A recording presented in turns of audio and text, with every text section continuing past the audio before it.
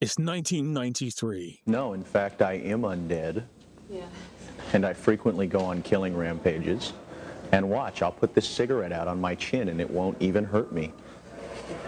Actor Brandon Lee was a rising young Hollywood star, having just starred alongside Dolph Lundgren in Showdown in Little Tokyo, and then as a lead in Rapid Fire. And then he was just about to star in a role that would have cemented his place as one of Hollywood's brightest new action heroes. Being the son of the legendary Bruce Lee, hopes were high for Brandon, until tragedy happened. Lee was born in 1965 in Oakland. Under the tutelage of his father, Bruce Lee, he learnt Jeet Kune Do, and then by the 80s, he had already learnt Yi Shun Tao, with Silat and Muay Thai boxing coming later on down the line. But unlike his dad, Bruce, Brandon had his sights set on other pursuits within movies. He wanted to be a serious actor, even going as far as learning method acting at the famed Lee Strasberg Theatre and Film Institute in New York. Inevitably though, his first movie was a Kung Fu movie, aptly titled Kung Fu the Movie, alongside Bill himself, David Carradine,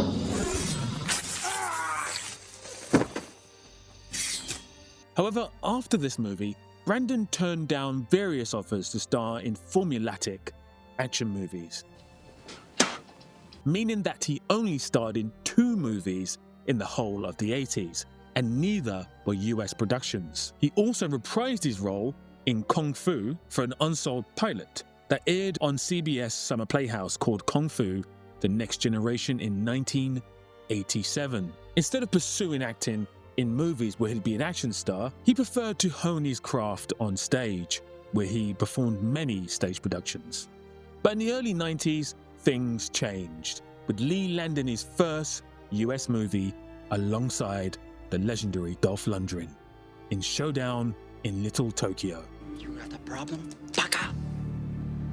No.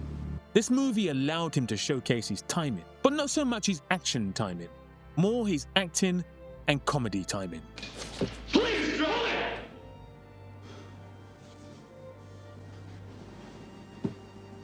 And whilst the movie was a good soft launch into Hollywood for Lee, it was not a success, grossing just $2.2 million against his $8 million budget. But the movie did lead to Rapid Fire in 1992. Oh shit. It was Lee's first starring role, and is arguably his most important movie. It made close to $15 million with him as the sole lead, and it showed that he could lead a movie. Well, I always wanted to go into films. I didn't really plan necessarily on going into martial arts films, and this film, Rapid Fire, is my first time out of the box in a leading role. With acting skills that far surpassed some of his contemporaries of the early 90s, and with the combat skills to match.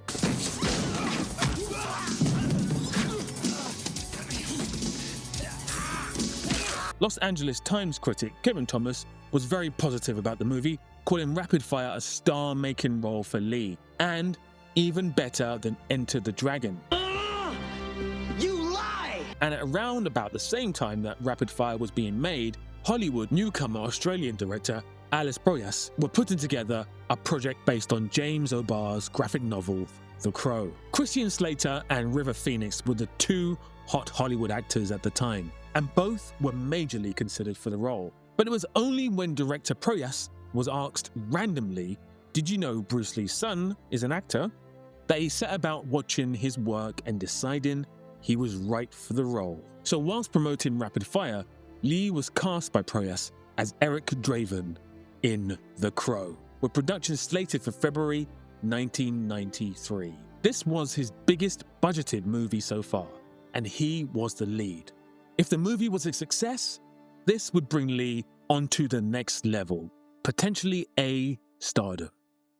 The elements in the film, like, so your character, it's Eric, right? Is he's kind of has a dark side, but he's also a musician. Do you want to talk about that?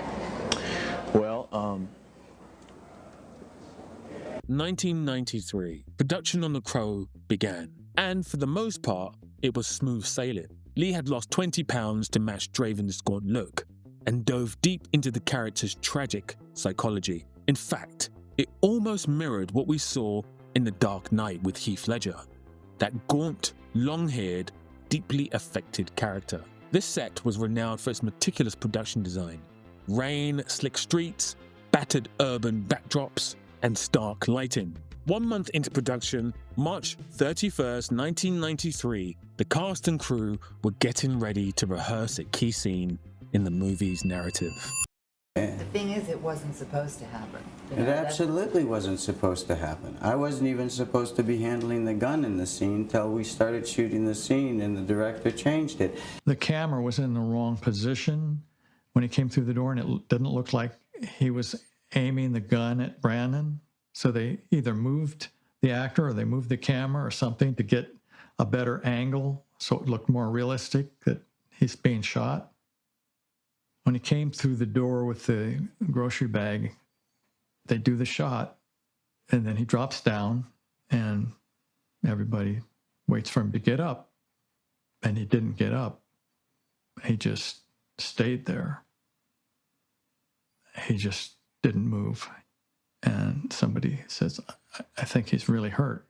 The medic came, and he's been shot. And I felt all the blood rush out of my body. And I just dropped down, and everybody was around me was doing the same thing. They were just shocked. Did you go to the hospital? Yes.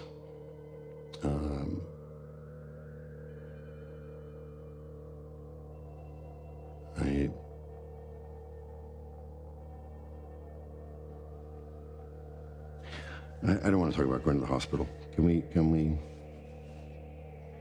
Brandon Lee was killed by mistake, a tragedy that lives on in Hollywood history. A promising young actor taken too soon. He was just 28 at the time.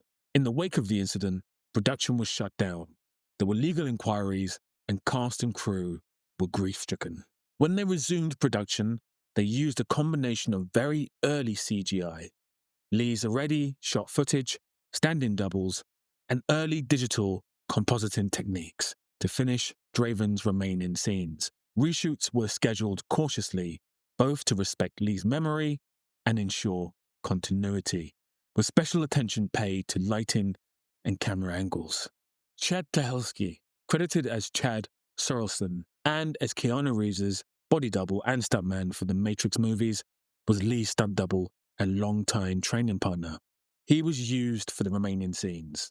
The movie was released a year later, in 1994, to a $94 million box office, which meant that the movie was a success.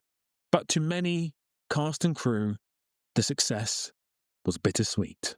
There's really no doubt that Brandon Lee would have gone on to be one of the great actors and action stars of his age. Not many people live up to the legacy left by their hugely successful parents, but Brandon Lee had the talent and the mindset to have done so. A life taken too soon. All right, and if you wouldn't mind, I'd just like to say hi to Lisa, my girlfriend, who's waiting for me back at the hotel. A born romantic. Would you please thank Brandon Lee? Thanks, Brandon. Now, normally I'd end these videos with a rating, but it doesn't seem very appropriate to do so with this video, as he didn't really get a chance to show off a lot of his skills in each of these sections. Additionally, making this video was rather hard for me, as I've always been rather superstitious to explore this subject. Hence, I've really never really seen a Brandon Lee film. So it was really interesting watching some of these clips and learning more about him. I'd be keen to hear your thoughts on Brandon Lee in the comments. Do you think he could have surpassed his dad's legacy? Bit of a sad one this week. An incident that really lives on in Hollywood history, and unfortunately we saw a very similar incident a couple of years back with Alex Baldwin, which was also quite unsavory. Anyway, as always, I would love if you could hit the like button and subscribe. Peace out and big love.